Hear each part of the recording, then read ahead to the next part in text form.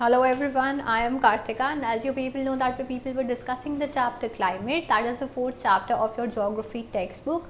We people started to discuss about जो climate है what does that mean, और उसके साथ ही हमने देखा कि किस तरीके से जो है climate को different चीज़ें affect करती हैं, क्या है वो चीज़ें जो climate को control करती हैं. We people saw that, and there are some factors that affect the climate. So we people started to discuss those factors जो कि इंडिया के क्लाइमेट को अफेक्ट करते हैं. हम लोग दो जो है उसमें से डिस्कस कर चुके हैं. One was the latitude and another was the altitude. तो ये जो है हम लोग डिस्कस कर चुके हैं. Now the next thing that you people are going to discuss, the next factor that affects the climate of India, we people are going to discuss is about the pressure and winds. So the third factor that affects, I'll just zoom out a little bit because I guess it is zoomed in. Okay. So next we people are going to discuss the third factor, which is pressure and winds.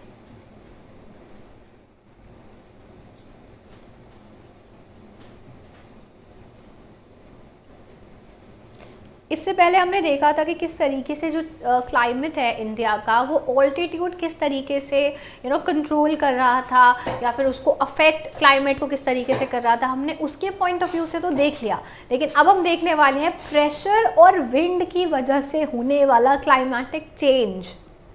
So that is what we people are going to discuss. Now every time I discuss something with you people, I always say that I get it. There are some things which can be difficult for you people to learn or to understand. But the thing is, जब भी आप कोई word यहाँ पर देखते हो ना जो आपके साथ discuss करते हैं, तो पहले तो समझने की कोशिश करते हैं कि एक पिक्चर हमेशा बनाकर रखिए अपने दिमाग में आप लोग कि जो वर्ड्स है इनका मतलब क्या है. और अगर आपके दिमाग में बेसिक भी आइडिया होगा ना तो आपको समझने में इजी हो जाता है. सो ऐसे ही इसके अंदर इसी टॉपिक के अंदर जो हम लोग दो तीन टेक्निकल वर्ड्स हैं जो कि हम लोग देखेंगे, उनकी डेफिनेशन हम लोग देखेंगे. कुछ ऐसे प्रोसेसेस हैं जो इस टॉपिक के अंडर है वो हम लोग डिस्कस करेंगे. तो आप लोग दिमाग में ना थोड़ा उसको कॉन्सेप्ट को जब हम लोग बोलते हैं ना तो थोड़ा दिमाग में पिक्चर बनता है. लाइक व्हेन आई से लाइट, आपके दिमाग में कुछ ना कुछ लाइट से रिलेटेड आएगा. So you have to understand that what am I talking about. तो जब आप लोग इस चीज़ को समझ लोगे उसके बाद आप लोगों को ये समझना कि हम लोग इसमें समझा क्या रहे हैं वो ज़्यादा ईजी हो जाता है. Okay, so now moving on forward with the next factor that affects India's climate, that is pressure and wind. So when we people talk about pressure and wind, तो जो climate है और जो वेदर कंडीशंस है India की, they are governed by various atmospheric conditions. Now इसी के अंदर प्रेशर और विंड के अंदर जो एटमॉस्फेरिक कंडीशंस इंडिया के वेदर को अफेक्ट करती हैं वो कौन कौन सी हैं. पहली है pressure and surface wind. Pressure and surface winds. Next one is upper air circulation. Upper air circulation. And the next one is western cyclonic disturbances and tropical cyclones. Next one is western cyclonic disturbances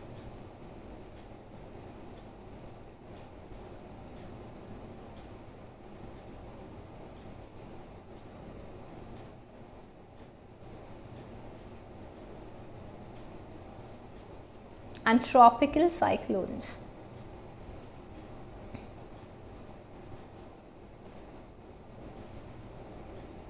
तो जब हम लोग बात करते हैं pressure और wind की, तो प्रेशर और विंड को हम इन तीन डिफरेंट प्रोसेसेस से समझने की कोशिश करेंगे कि प्रेशर और विंड जो है इंडिया के क्लाइमेट को किस तरीके से अफेक्ट करता है.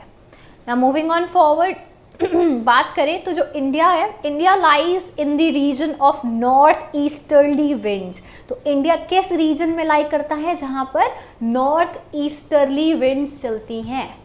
विंड्स जिनका direction is towards north eastern वाला जो एरिया है, उस तरीके के एरिया के अंदर जो है इंडिया लाई करता है। इंडिया लाई करता है in the region of north easterly winds. So ये जो विंड्स हैं ये कहाँ से ओरिजिनेट होती हैं? ये विंड्स ओरिजिनेट होती हैं सब ट्रॉपिकल हाई प्रेशर बेल्ट से। जहाँ से ये विंड आती हैं, कहाँ से आती हैं ये विंड शुरू होती है सब ट्रॉपिकल हाई प्रेशर बेल्ट से, जो कि नॉर्दर्न हेमिस्फीयर के अंदर है, और फिर ये ब्लो करती हैं साउथ के अंदर। फिर नॉर्दर्न हेमिस्फीयर से जो है ये ब्लो करती हुई यानी कि ट्रैवल करती हुई साउथ की तरफ आती हैं, और फिर ये डिफ्लेक्ट हो जाती हैं राइट साइड को due to a force which is called Coriolis force. So there is a force Coriolis force, उसकी वजह से जो है ये जो विंड्स आ रही होती है नॉर्थ से साउथ के अंदर, ये डिफ्लेक्ट हो जाती हैं राइट की तरफ due to the Coriolis force, and उसके बाद ये मूव करती हैं towards the equatorial low pressure area. उसके बाद ये कहाँ फ्लो करने लग जाती है? ये इक्वेटोरियल लो प्रेशर एरिया के अंदर ये विंड्स फ्लो करने लग जाती है। सो ये जो विंड्स हैं generally we people see that ये जो विंड है ये बहुत कम मॉइस्चर अपने साथ लेकर के आ रही होती हैं उस जगह से जहाँ से ये ओरिजिनेट करती हैं, एंड फिर ये ब्लो करती हैं ओवर द लैंड। सो इस वजह से जो है ये अपने साथ बहुत कम या फिर बिल्कुल भी नहीं बारिश लेकर के आते हैं। क्यों? क्योंकि मॉइस्चर ही बहुत कम वहाँ से कैरी करके ला रही है। तो जब मॉइस्चर कम कैरी करके ला रही है तो फिर बारिश कैसे? इतना बारिश तो नहीं अपने साथ लेकर के आ रहे हैं ना वो। सो इस वजह से, क्योंकि वो अपने साथ मॉइस्चर नहीं कैरी करके ला रहे, रेन नहीं कैरी करके ला रहे, तो इस वजह से तो इंडिया जो है एक एरिड लैंड होना चाहिए, सूखा पड़ना चाहिए हमारे यहाँ पर तो, लेकिन ऐसा तो नहीं है। ऐसा क्यों नहीं है कि इंडिया में जो विंड्स फ्लो करती हैं उनमें मॉइस्चर नहीं होता, लेकिन फिर भी हम लोग देख रहे हैं कि इंडिया में अच्छी खासी रेनफॉल होती है। हमारे यहाँ पे एग्रीकल्चर जो है वो इतने अच्छे स्केल पे प्रैक्टिस किया जाता है in some areas due to good availability of rainfall. Why so? Let us try and understand why is that the case कि इंडिया में स्टिल विंड्स के अंदर अगर मॉइस्चर नहीं आ रहा है पर फिर भी हमारे यहाँ पे रेनफॉल क्यों रिसीव हो रही है, वो हम डिस्कस करेंगे। But before discussing that I would like you people to understand what is Coriolis force. अभी हमने बात करा ना कि डिफ्लेक्ट हो जाता है, when we people talk about this, तो ये डिफ्लेक्ट हो जाता है। जो विंड्स आ रही होती हैं नॉर्दर्न हेमिस्फीयर से साउथ की तरफ जो आ रही होती हैं, फिर वो राइट की तरफ जो हैं they get deflected, and it is due to the Coriolis force. Now what is Coriolis force? We people will be discussing it. I'll just write it with a different color pen. Coriolis force. तो Coriolis force क्या है? Now ये एक force है जो कि cause it is due to, अभी किस एक तरीके का ये फोर्स है, लेकिन ये फोर्स क्या है, किस वजह से है, अगर उसको हम लोग देखें, सो दिस इज अ फोर्स जो कि अर्थ की रोटेशन की वजह से कॉज होता है। जब अर्थ रोटेट कर रही होती है उसकी वजह से जो फोर्स जनरेट होता है दैट इज कोराइलिस फोर्स। और ये जो फोर्स है ये रिस्पॉन्सिबल है डिफ्लेक्ट करने के लिए विंड्स को राइट तरफ में नॉर्दर्न हेमिस्फीयर के, and towards the left in the southern hemisphere. तो अगर नॉर्दर्न हेमिस्फीयर की हम बात करें तो राइट की तरफ ले जाता है कोराइलिस फोर्स, और अगर सर्दर्न हेमिस्फीयर की हम लोग बात कर रहे हैं तो ये लेफ्ट में ले जाता है सर्दर्न हेमिस्फीयर के। इसे फेरल्स लॉ भी कहा जाता है। This is also known as Ferrell's law. I hope this was easy. I get it. You cannot make a sense of the word Coralis, but try and understand what we people are discussing. हम लोग अर्थ के बारे में discuss करें, India के बारे में discuss करें। तो जब हम अपनी कंट्री के बारे में डिस्कस कर रहे हैं और we people are talking about its atmosphere. So atmosphere without referring to earth is not possible. So अब जो कोराइलिस फोर्स है ये आप अर्थ के पॉइंट ऑफ व्यू से समझने की कोशिश कीजिए कि अर्थ की रोटेशन की वजह से जो है, जिसकी वजह से ये फोर्स जनरेट होता है, और ये जो फोर्स है ये रिस्पॉन्सिबल है जो विंड्स हैं उनका डायरेक्शन चेंज करने के लिए। जस्ट ऐसे समझेंगे तो ईजी रहेगा। Okay, So Coriolis force I have discussed with you people. Coriolis force is the force caused by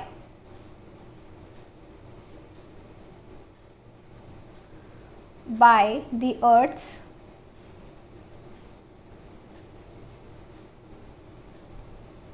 rotation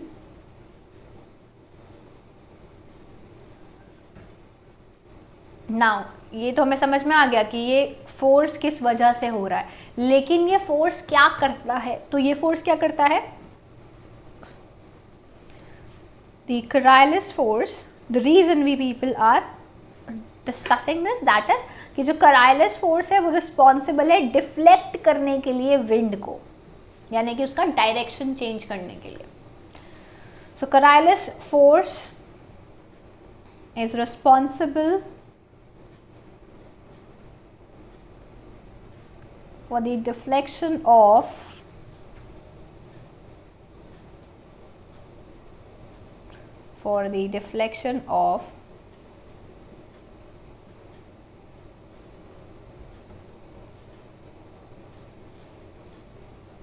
winds towards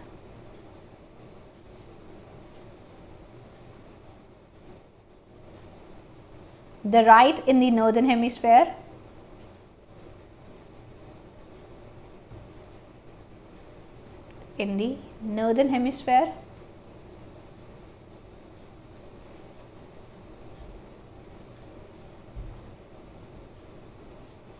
and towards the left in the left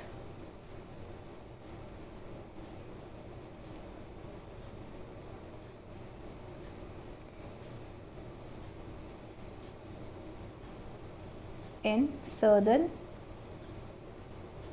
hemisphere.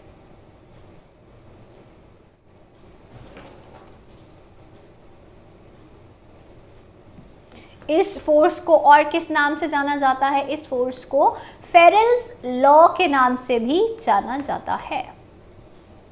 It is also known as Ferrel's law.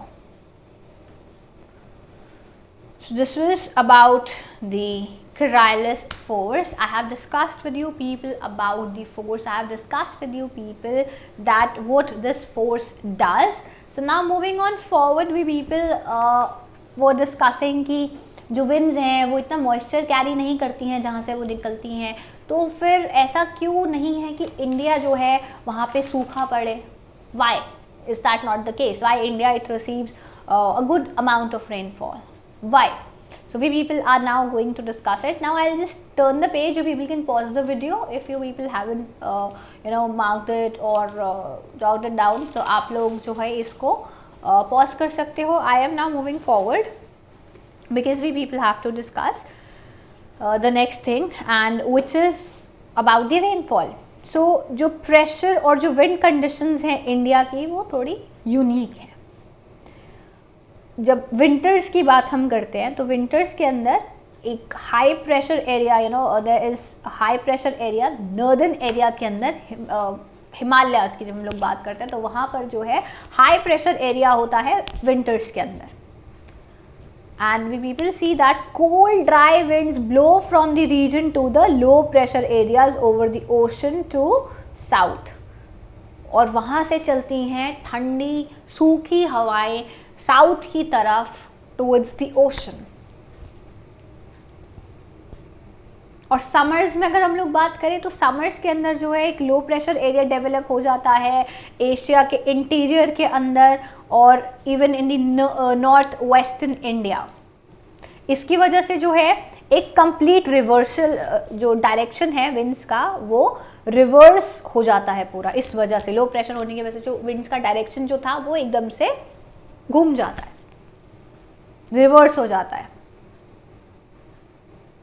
और ये जो air है, the direction of the wind जो है summer के अंदर ये पूरा रिवर्स हो जाता है. तो क्या होता है, एयर जो है वो अब मूव कर रही होती है from the air from the high pressure area over the southern Indian ocean. तो अब हाई प्रेशर एरिया कौन सा होता है, सर्दर्न इंडियन ओशन. विंटर्स में हमने क्या देखा था, हिमालयाज, अब यहाँ पर क्या है, ओशन के पास आ जाते हैं हाई प्रेशर एरिया। तो समर्स में पूरा विंड का चक्कर ही घूम जाता है। It is not that difficult to understand, because हम लोग जो है हर चीज़ को वन बाय वन डिस्कस कर रहे हैं, सो देयर इज़ नथिंग जो आप लोगों को समझ में ना आए इसके अंदर। Next we will see that जो एयर है वो मूव करती है from the high pressure area over the southern Indian ocean in a south easterly direction. तो अब कहाँ मूव कर रही है, साउथ ईस्टर्ली डायरेक्शन के अंदर। ये क्रॉस करती है इक्वेटर को और फिर ये राइट तरफ को टर्न कर जाती है जो लो प्रेशर एरियाज हैं इंडियन सबकॉन्टिनेंट के वहाँ पे। सो इन्हें कहा जाता है south west monsoon winds. These are the winds which are known as southwest monsoon winds. So when people talk about the southwest monsoon winds, so these are the winds जो कि आ रही हैं वहाँ से। ये जो winds हैं ये blow करती हैं warm ocean के ऊपर और फिर ये ocean से gather करती हैं moisture, और उसके बाद जो है ये मॉनसून लेकर के, उसके बाद जो है ये रेनफॉल लेकर के जो है इंडिया में आ जाती हैं। सो this is how India receives rainfall. The water, the winds which are flowing, they collect the water from the ocean, and then the winds, they bring that water that they have collected from the ocean, and then due to that rainfall happens. Now understand that rainfalls किस वजह से हुआ, इस वजह से जो है India में सूखा नहीं पड़ता है। Okay, now moving on forward with the topic. जो अपर एयर सर्कुलेशन है इस रीजन का, उसे डोमिनेट क्या करता है, उसे डोमिनेट करता है वेस्टर्ली फ्लो। एयर का जो विंड्स का जो वेस्टर्ली फ्लो है that is in the region, जो अपर सर्कुलेशन है रीजन का, that is dominated by the westerly flow, ऊपर का सर्कुलेशन। सो एक बहुत इंपॉर्टेंट कंपोनेंट, अगर इस फ्लो की भी हम लोग बात करें, जैसे हमने पहले फ्लो की बात करी जहाँ पे हमने कराइलिस फोर्स को देखा, वहीं अब एक और जो है चीज़ है, एक और फ्लो है जिसकी वजह से यहाँ का जो अब जिस रीजन की हम लोग बात कर रहे हैं यहाँ पे ये चीज़ रिस्पॉन्सिबल है इस तरीके के एयर फ्लो के लिए, and that is jet stream. Now before I move on forward with jet stream, let's look at what jet stream is. Let's discuss first कि jet stream क्या है। अब बात करें अगर jet stream की, तो jet stream these are a narrow belt of high altitude। एक बहुत ही narrow belt होती है high altitude की, इनका अगर altitude की हम लोग बात करें तो that is 1200 meters। तो ये एक बहुत ही नैरो सा बेल्ट होता है ऑल्टीट्यूड का, और यहाँ पर जो वेस्टर्ली विंड है ट्रोपोस्फेयर के अंदर रहती हैं।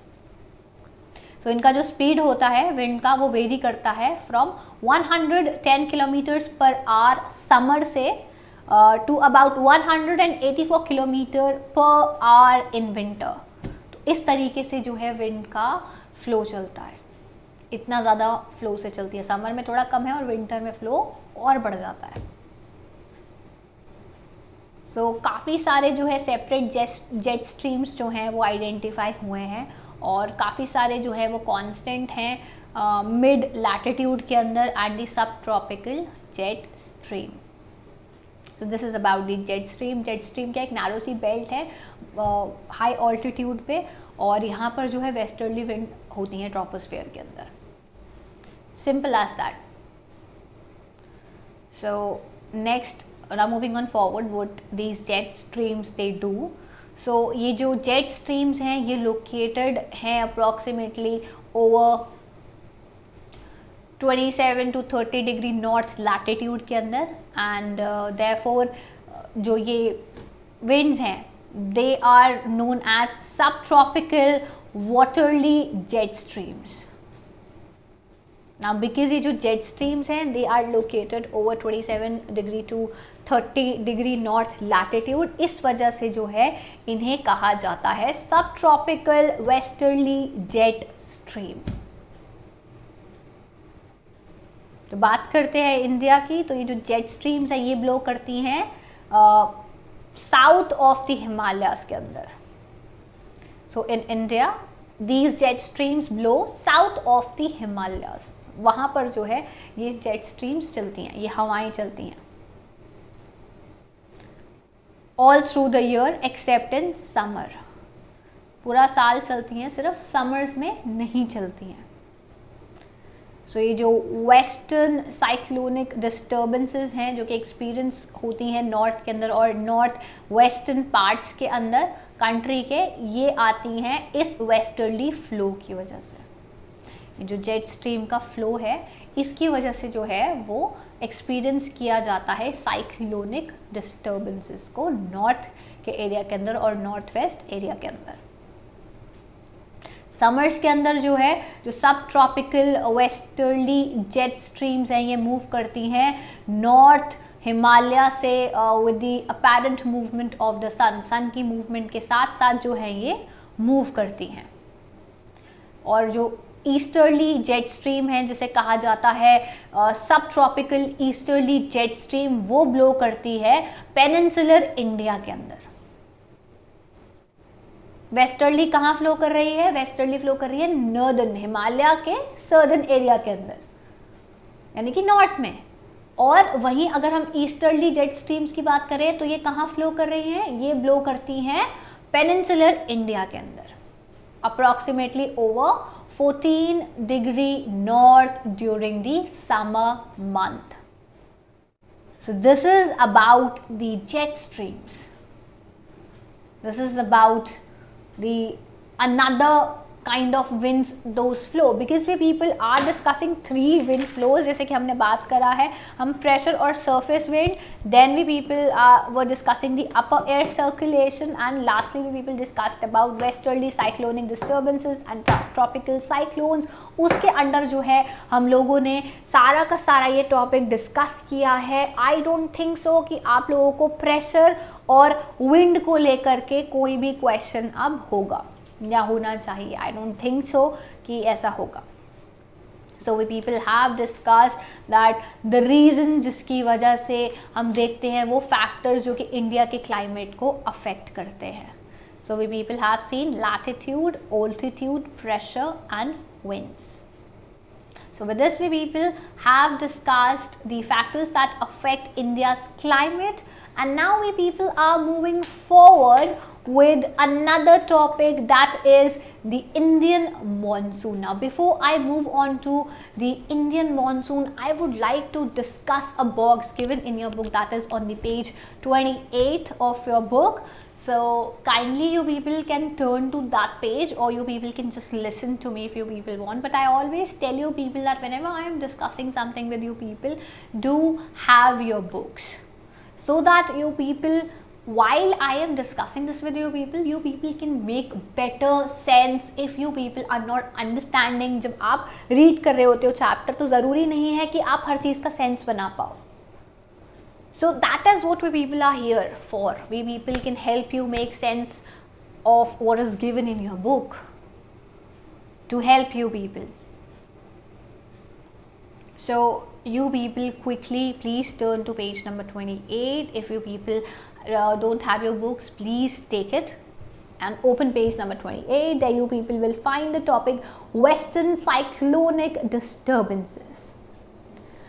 So now discussing about the western cyclonic disturbances, तो जो western cyclonic disturbances हैं are the weather phenomenon of the winter month brought in by the westerly flow of the Mediterranean region. So जब हम बात करते हैं इन साइक्लोनिक डिस्टर्बेंसेस की, जिनको कि वेस्टर्न साइक्लोनिक डिस्टर्बेंसेस कहा जाता है, ये एक वेदर का फिनोमिना है और ये जो है ये ज़्यादातर विंटर्स के महीने में आता है। क्यों आता है? वेस्टर्ली फ्लो जो है उसकी वजह से आता है ये मेडिटरेनियन रीजन के अंदर।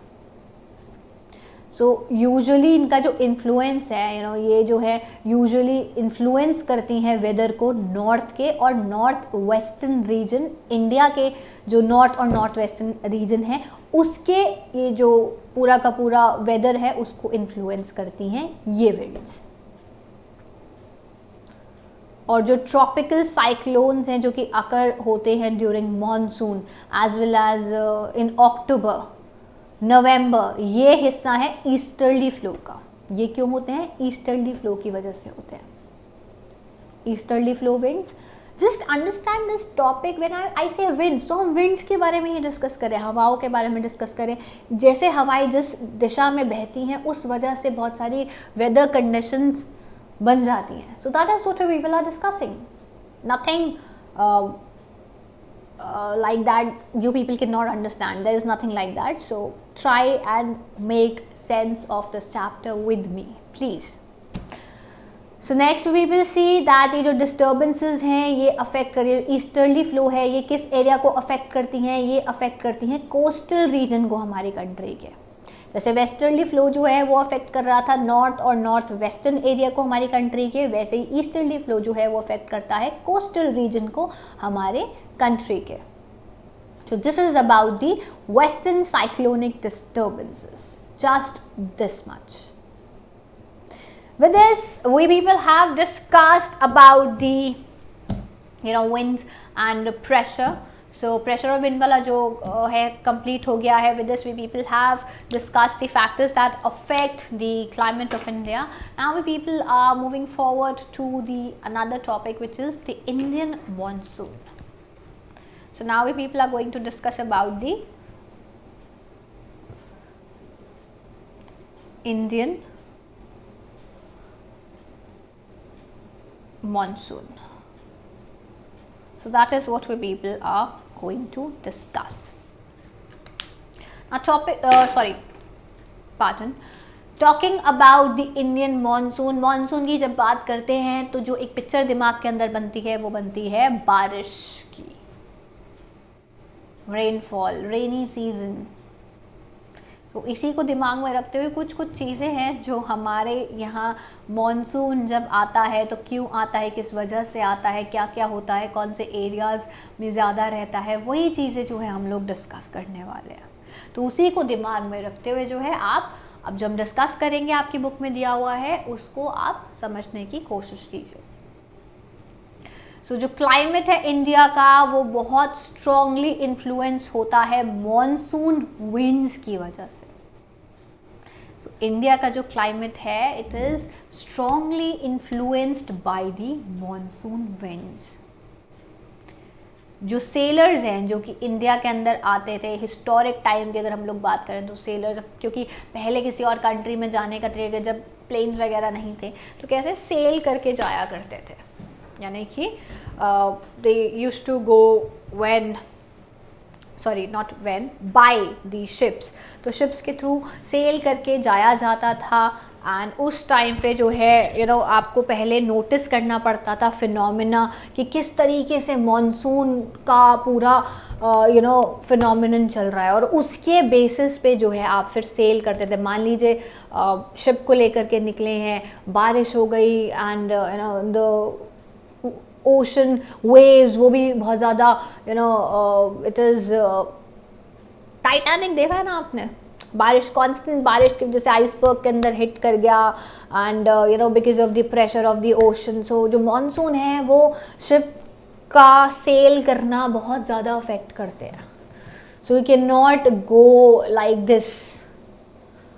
सो पहले जो है मॉनसून जब सेल किया करते थे पहले के लोग तो मॉनसून को उसकी फिनोमिना को दिमाग में रखते हुए जो है वो सेल किया जाता था, शिप्स के अंदर जाया जाता था।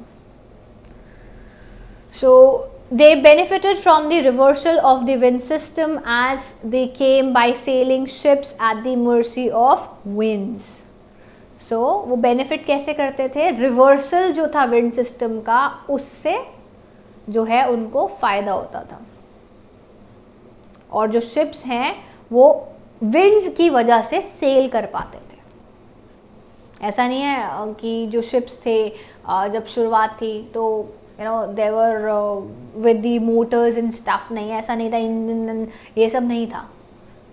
तो पहले कैसे चल रहे हैं, पहले या तो रो करके चल रहे हैं या फिर विंड्स जो हैं अपने साथ उनको लेकर कर जाती थी। सो जो अरब्स हैं जो कि इंडिया के अंदर आए थे ट्रेडर्स की तरह, उन्होंने नेम किया था इस सीजनल रिवर्सल को as the wind system monsoon. इस विंड सिस्टम को, reversal of the wind system, उन्होंने क्या नाम दिया, इसे मॉनसून नाम दे दिया। किन्होंने, अरब्स ने, अरब ट्रेडर्स जो यहाँ पर आए थे और बिकॉज पहले के टाइम पे विंड्स की वजह से जो है वो शिप्स मूव किया करते थे, तो उन्होंने इस रिवर्सल ऑफ विंड सिस्टम को क्या नाम दे दिया, मॉनसून नाम दे दिया। आई यू गेट इट कि मॉनसून नाम जो है वो कहाँ से आया है। Now before I move forward I will be showing you people a picture, but better you people see that picture in your own book because I don't think so it will be that clear here. I can for sure see the picture, but you people might not be able to, so you people should please have a look in your book. I'll still show you people the picture. This is the picture of monsoon. So this is arrival of monsoon. जब monsoon आता है उसका ये picture है, यहाँ पर दे रखा है। So this is that picture. Now I'm keeping the book away. So this was about the introductory part of the monsoon. So now moving forward, जो monsoon है उसे experience किया जाता है कहाँ पर, tropical area, roughly between 20 degrees north to 20 degrees south। यहाँ पर जो है इस एरिया के अंदर monsoon experience किया जाता है। और जो monsoon है जो मैकेनिज़्म है अंडरस्टैंड करने के लिए मॉनसून को, वो कुछ it is important and it is based on something. So we people are going to discuss those things under this topic. Let's see how much we people can discuss this topic. कहाँ तक हम इसको discuss कर सकते हैं वहाँ तक हम इसको डिस्कस करेंगे, और उसके बाद जो है हम लोग नेक्स्ट क्लास के अंदर बाकी का बचा हुआ जो है वो डिस्कस कर लेंगे। So now I am moving forward with the topic of monsoon. So monsoon जो है, to understand the mechanism of monsoon the following facts are important. कुछ facts जो है monsoon को समझने के लिए जो important है वो कौन से हैं। पहला है the differential heating and cooling land and water. So the differential heating and cooling of land and water, different तरीके, सॉरी जो लैंड का कूलिंग है और जो वाटर का कूलिंग है वो डिफरेंट रहता है। तो ये कुछ चीज़ें जो है मॉनसून के बारे में समझेंगे। उनमें से जो पहली चीज़ है that is important facts about to understand monsoon.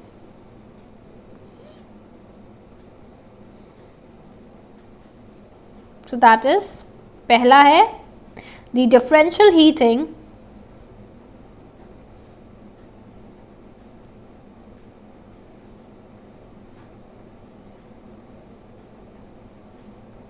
and cooling of land and water. So इसको समझते हैं पहला कि किस तरीके से जो है डिफरेंट है हीटिंग और कूलिंग लैंड और वाटर का। So the differential heating and cooling of land and water, it creates low pressure on the landmass of India while the seas around experience comparatively high pressure. So जो monsoon है वो low pressure बनाता है land के ऊपर और सी के पास जो है वो हाई प्रेशर बनाता है। And this is how the heating and cooling of land, it is different. Land and water, sorry. Now moving on forward to another important factor, which is the shift of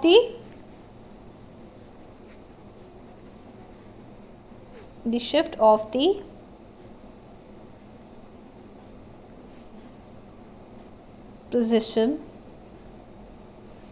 of intertropical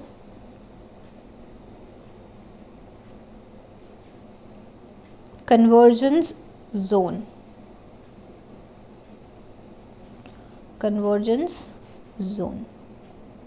That is ITCZ.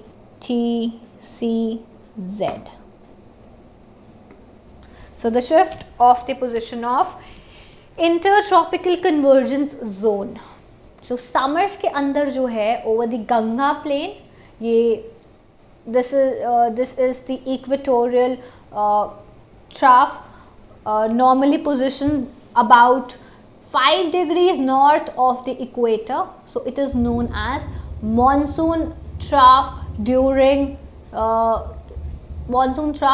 the monsoon season. तो summers के अंदर जो है Ganga plane की बात यहाँ पर बताई गई है कि जो इक्वेटोरियल ट्राव है नॉर्मली वो पोजीशन होता है 5 degree north of the equator पे.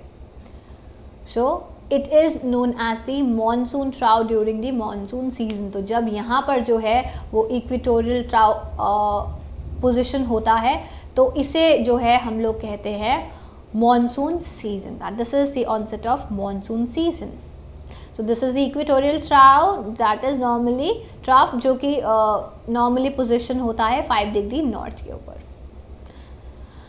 After this now moving on forward, the next fact, that is the presence of the high pressure area east of Madagascar. So talking about the presence of high pressure area, so अगर इसकी बात करें तो जो east of Madagascar है approximately 20 degrees south over the Indian Ocean. So यहाँ पे अगर देखें जो इंटेंसिटी और पोजीशन है यहाँ पर हाई प्रेशर एरिया है और ये अफेक्ट करता है इंडिया के मॉनसून को. So next is the high pressure area.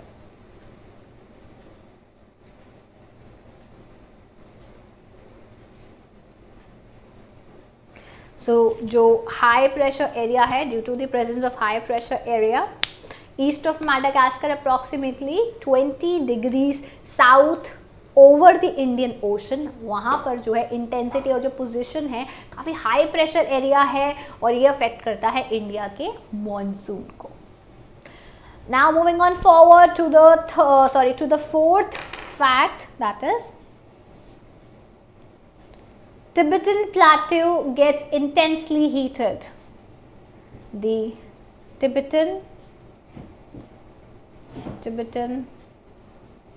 Plateau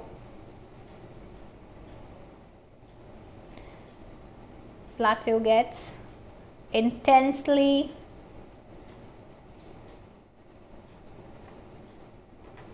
heated. Okay. So now talking about this, तो जो टिबेटन प्लेटो है वो काफ़ी हीटेड हो जाता है समर्स के दौरान, जिसकी वजह से जो है काफ़ी स्ट्रॉन्ग वर्टिकल एयर करंट्स जो है वो आने लगते हैं एंड ये फॉर्म करते हैं, ये form the low pressure over the plateau at about 9 kilometres above the sea level. So जो वर्टिकल एयर करंट्स हैं और ड्यूरिंग समर काफ़ी स्ट्रॉन्ग वर्टिकल एयर करंट्स जो है ये बनते हैं और क्या बनता है, लो प्रेशर बनता है प्लेटो के ऊपर about 9 kilometres above the sea level. And the last one, the fifth factor is the movement of westerly jet stream to the north of the Himalayas and the presence of tropical easterly jet stream over the Indian peninsula. So the next one is जो jet streams हैं उनकी presence. पहला presence है movement का जो है, पहला movement है वेस्टर्ली जेट स्ट्रीम का जो कि नॉर्थ ऑफ हिमालयास के अंदर है और उसके बाद है ईस्टर्ली जेट स्ट्रीम का जो कि इंडियन पेनिनसुलर एरिया के अंदर है. सो that is the movement of westerly and easterly jet streams. तो ये भी बहुत इम्पॉर्टेंट है जब हम लोग बात करते हैं इंडिया के मॉनसून की. So with this we people have discussed about India's monsoon, but we people haven't finished the discussion of monsoon. So we people will be discussing this topic further. But for now, this was all for this video. Thank you everyone.